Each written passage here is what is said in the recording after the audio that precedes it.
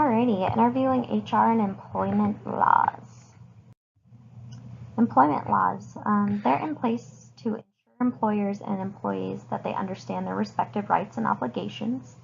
Some of the hot topics I'm going to discuss are overtime policy, maternity and parental leave, as well as drug policy, and that includes marijuana. The individual I chose to interview was Karen from UC Health. Question 1. What is your company's overtime policy? Karen's answer was, let me give you an example from a hiring packet that we give to new travel RN hires. In the packet, it would explain to the new hires that they work on an hourly pay rate basis.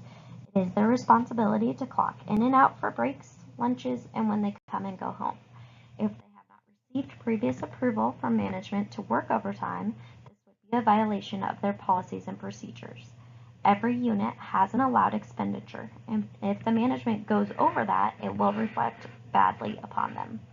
Therefore, the overtime policy is very strict and limited, and overtime costs for each unit roughly are about time and a half to double time, and this can become very expensive for the unit and the overall company, and therefore it's monitored very closely.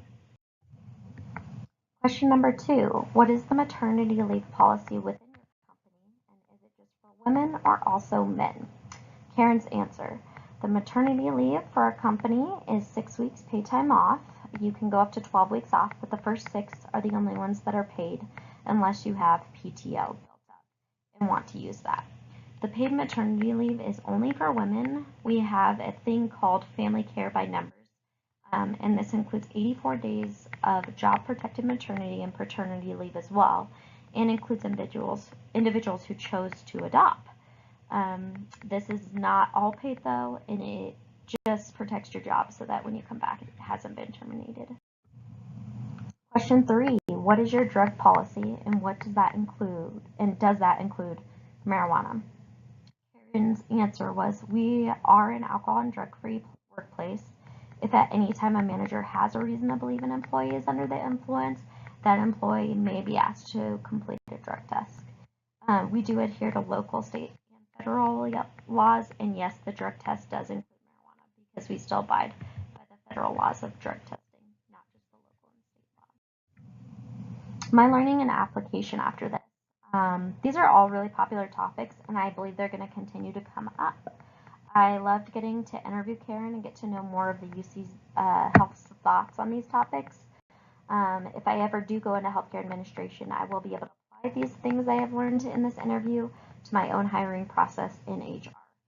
These will be questions I seek to know about the company I work for so I can better educate my employees. I believe it is all about showing the expectations for employees and educating them on the policy and procedures that stand and the changes that might come for those.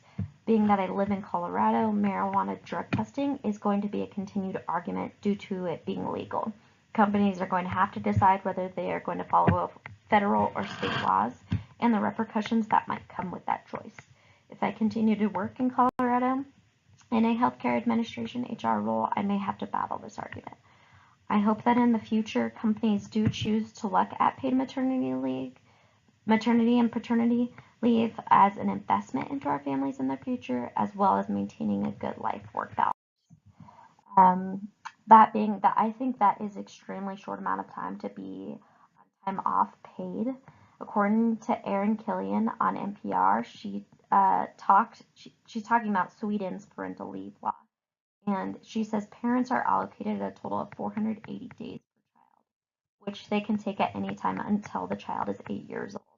They can share these days, and although 60 are allocated specifically to the father, they are entitled to receive 80% of their wages, although this is capped at a certain level. But I think this is incredible. I think that parents getting to spend time with their children is super important in investing in their future.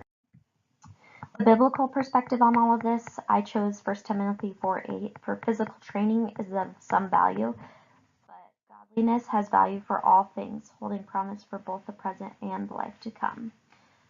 To me, this means that no matter what, there are always going to be rules and laws to uphold in this physical life.